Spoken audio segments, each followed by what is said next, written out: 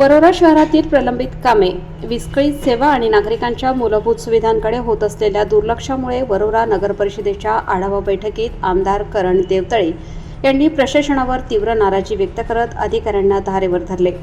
नगरसेवकांनी विविध विभागांच्या निष्क्रियतेबाबत मुद्देसूद प्रश्न उपस्थित केल्यानंतर बैठकीचे वातावरण काही काळ तापले. नगर परिषद सभागृहात पार पडलेल्या या बैठकीला नगराध्यक्षा अर्चना ठाकरे, मुख्याधिकारी सिद्धार्थ मेश्राम यांच्यासह पदाधिकारी, नगरसेवक व संबंधित विभागांचे अधिकारी उपस्थित होते. शहरातील विकास कामांचा आढावा घेताना अनेक कामे रखडल्याचे तर काही कामांच्या गुणवत्तेबाबतही प्रश्न उपस्थित करण्यात आले. नगरसेवकांनी पाणी पुरवठ्याची विस्कळीत व्यवस्था, घनकचरा व्यवस्थापनातील अनियमितता तसेच बांधकाम विभागाच्या ढिसाळ कामकाजावर तीव्र नाराजी व्यक्त केली.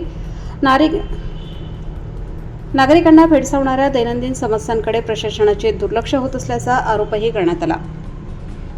दरम्यान 2011 पूर्वीच्या निवासी अतिक्रमणांच्या नियमितीकरणाबाबत शासन निर्णय प्राप्त झाल्याची माहिती मुख्याधिकारी सिद्धार्थ मेश्राम यांनी बैठकीत दिली. या प्रक्रियेअंतर्गत शहरातील अतिक्रमणांचे सर्वेक्षण करण्यासाठी स्वतंत्र एजन्सीची नियुक्ती करण्यात येणार असून त्यासाठी टेंडर प्रक्रिया सुरू करण्यात आल्याचे त्यांनी स्पष्ट केले.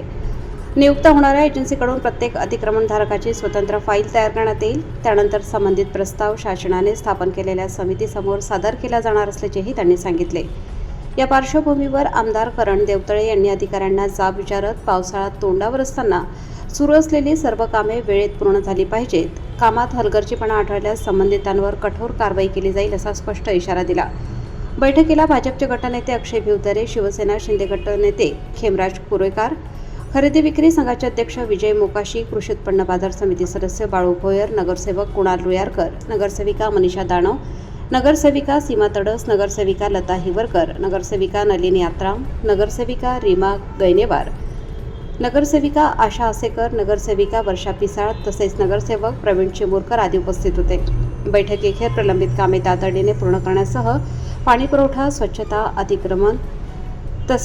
अतिक्रमण नियमितीकरणाची प्रक्रिया पारदर्शकपणे राबवण्याचे निर्देश देण्यात आले. आमदारांच्या कडक भूमिकेमुळे प्रशासनाला कामकाजात गती आणण्याचा स्पष्ट संदेश मिळाल्याचे उपस्थितांकडून सांगण्यात आले.